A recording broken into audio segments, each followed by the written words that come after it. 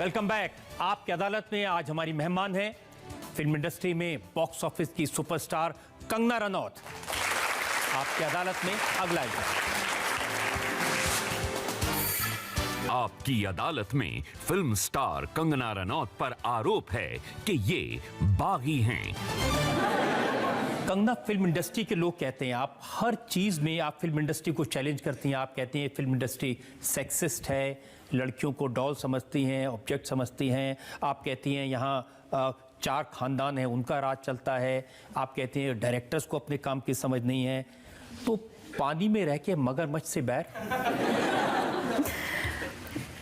रजत sir, मैंने जो है बहुत ज़्यादा संघर्ष देखा है और मैंने ये भी चीज़ देखी है कि किसी की मेहनत से और किसी की किस्मत पे किसी का जोर नहीं है। लोग आपको ऐसा जताएंगे कि हाँ हमारे हाथ के अंडर रहो, हमारे पपेट बन के रहो, तभी तुम्हारा अच्छा होगा। ये आप में वहम और डर जगा देते हैं ये लोग, तो आप अपने पैरों पे कभी खड़े ही नहीं हो पाते। तो मुझे तो इंडस्ट्री में, मैं ऐसा नहीं किसी को बदलना चाहती हूँ कि इंडस्ट्री ऐसे चले, कि लोग ऐसा करें, ऐसा पता नहीं क्यों लोगों को लगता है। लेकिन जो मुझे जो रास्ते में मुझे लगता है कि ये गलत हो रहा है या मेरे साथ गलत, तो मैं सिर्फ उसी के खिलाफ। अब करण जौहर इतने बड़े डायरेक्टर हैं, सब डरते हैं उनसे। आपने कह दिया ये मूवी माफिया हैं। मुझे डर नहीं लगता उनसे।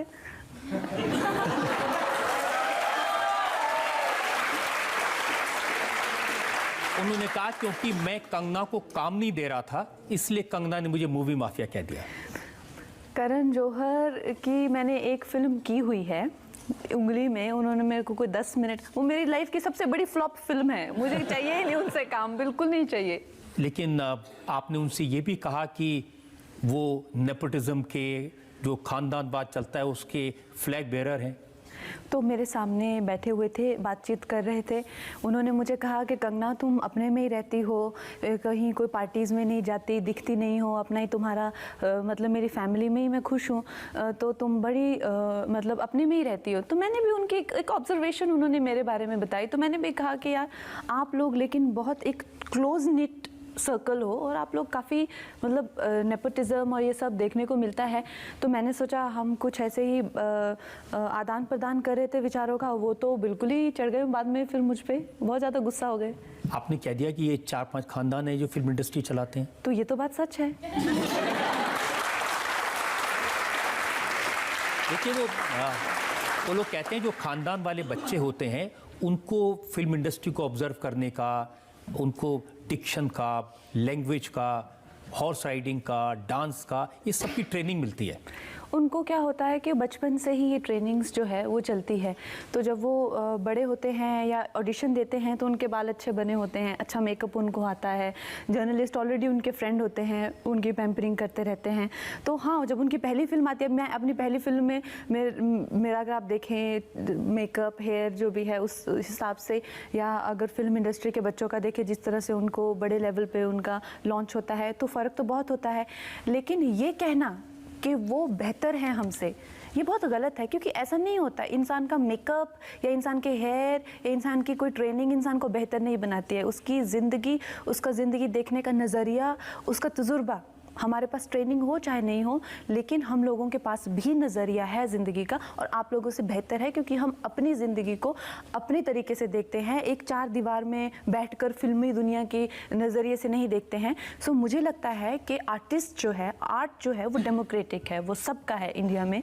तो ऐसा कहना, और ऐसा उन्होंने जो एक वाहियात ब्लॉग लिखा था जिसमें कहा था कि इंडस्ट्री के ही बच्चे सबसे बेस्ट हैं, वही अच्छे दिखते हैं। मैंने 50,000 लड़कियों को ऑडिशन किया और उसमें जो है कोई भी एक भी निकल के नहीं आया। ये वही आता है बिकॉज आपका नज़रिया है, वो ज़रूरी नहीं है ये सच है, आप ऐसा समझ सकते हैं। अब लेकिन हो सकता है मुझे कोई ऐसा अच्छा लगे जो कि बिल्कुल रॉ हो, जो कि जब मुझे अनुराग बासु ने देखा था, इनफैक्ट मुझे बहुत लोगों ने ऑडिशन में जो है रिजेक्ट भी किया है, बहुत लोगों ने मुझे काम भी नहीं दिया है। लेकिन जब मुझे शेखर कपूर जी ने देखा गैंगस्टर से पहले, तो उन्होंने मुझे कहा तुम्हें फिल्मों में काम करना चाहिए। अनुराग बासु ने मुझे देखा तो कहते कि अरे वाह तुम्हारे बाल बड़े अच्छे हैं।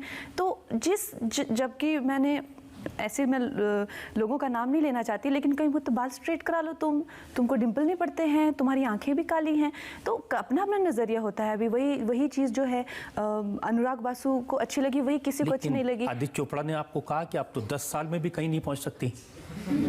हाँ, उन्होंने रिक्कू जी को कहा था, वो मुझे गैंगस्टर के बाद वो मुझे आदित्य चोपड़ा जी से मिलाने लेके गए थे, तो फिर आदित्य जी ने मुझे अपने ऑफिस बुलाया, उन्होंने मुझे सुल्तान ऑफ़र की, कहते कि कंगना बट मुझे सबसे पहले ये बात एडमिट करनी है कि मैं जब तुमको पहली बार मिला तो मैंने तुम्हारे मैनेजर को कहा कि इस लड़की का कुछ नहीं होने वाला, इस पे अपना टाइम वेस्ट मत करो। तो अपना अपना नज़रिया है, लेकिन ये कहना करण जौहर जी का कि इनका कुछ हो ही नहीं सकता, ये गलत है। करण जौहर जी तो आपकी अंग्रेजी का भी मजाक उड़ाया था। मेरे अंग्रेजी का तो सारे मजाक उड़ाते हैं, बस मुझे फ़र्क नहीं पड़ता। और ख़ानदान की नहीं है, ख़ानदान कैसे होते हैं, वरुण धवन, सैफ अली खान, इन्होंने भी पब्लिकली मजाक उड़ाया था। तो वरुण सैफ तो मेरे दोस्त हैं और उनको मैंने ओपन लेटर भी लिखा था, लेकिन ये आई थिंक ये जो विवाद है ये आइडियोलॉजीज़ का है, विचारों का है, लोगों का नहीं है। सैफ तो इतने अच्छे मित्र हैं, उनके घर अक्सर आना जाना रहता है और अभी अगली बार मिलेंगे तो शायद एक दूसरे को छेड़ेंगे भी इस बात को लेके, लेकिन ऐसे कोई हम लोगों में किसी तरह का बिटरनेस नहीं है। लेकिन करण जौहर के लिए बारे में तो आप वो तनु वेट्स मनु का डायलॉग मार सकती ना, अभी तो और जलील करना है तुमको।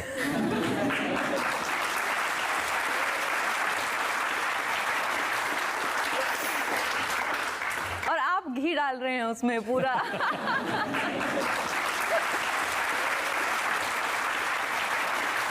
हिम्मत, इतने गट्स, इतना कॉन्फिडेंस आप में कैसे आया? कॉन्फिडेंस और हिम्मत सब में होती है।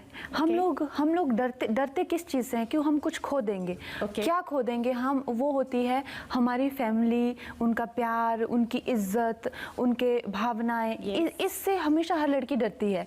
और अदरवाइज डर किस चीज़ का? किससे डरना? वो इंसान ही तो हैं, जो आप इंसान आप ही की तरह तो हैं बिल्कुल।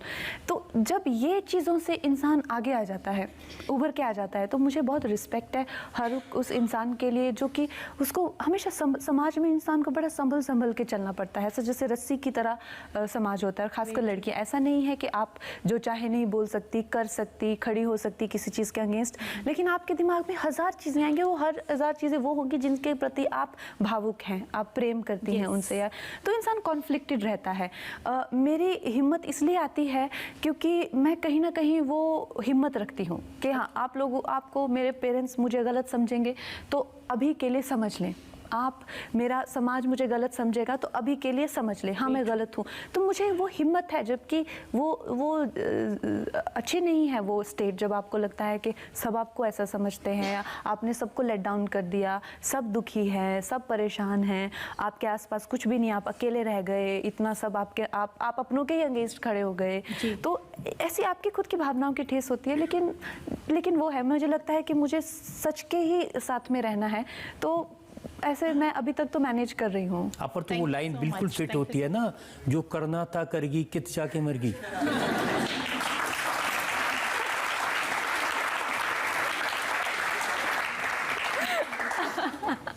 वो मेरे गाने की लाइन है। आई होप अभी मैं थोड़ा, मेरी ज़िंदगी बहुत ज़्यादा उतार चढ़ाव रहते हैं मेरी ज़िंदगी में। आई होप कुछ मुझे एक बम्पी राइड ना मिले, थोड़ा सा आराम भी मिले ज़िंदगी में। आराम है ही नहीं मेरी लाइफ में बिल्कुल। लेकिन अगर हिम्मत दिखानी है तो आराम कैसे मिलेगा? बस वही अगर है। सबसे टकराना है, बगावत करनी है तो आराम कैसे मिलेगा? मैंने वैसे जान के तो मैं बगावत नहीं करती, पर मेरे ऐसे जैसे मैंने कहा, रास्ते में अब या तो फिर आप रुक जाएं या तो फिर आप बगावत करें, कुछ मेरे पास ऑप्शन ही नहीं रहता। जब हम यूनिवर्सिटी में थे तो हम एक डायलॉग, एक नारा लगाया करते थे, सच कहना अगर बगावत है तो समझो हम भी बागी हैं। तो मुझे लगता है आप पर ये बिल्कुल फिट होती है बात।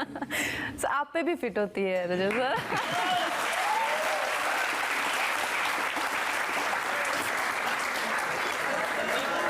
एक और ब्रेक के रुकेंगे और ब्रेक के बाद आपकी अदालत में कंगना रनौत पर इल्जामात और सवालात का एक और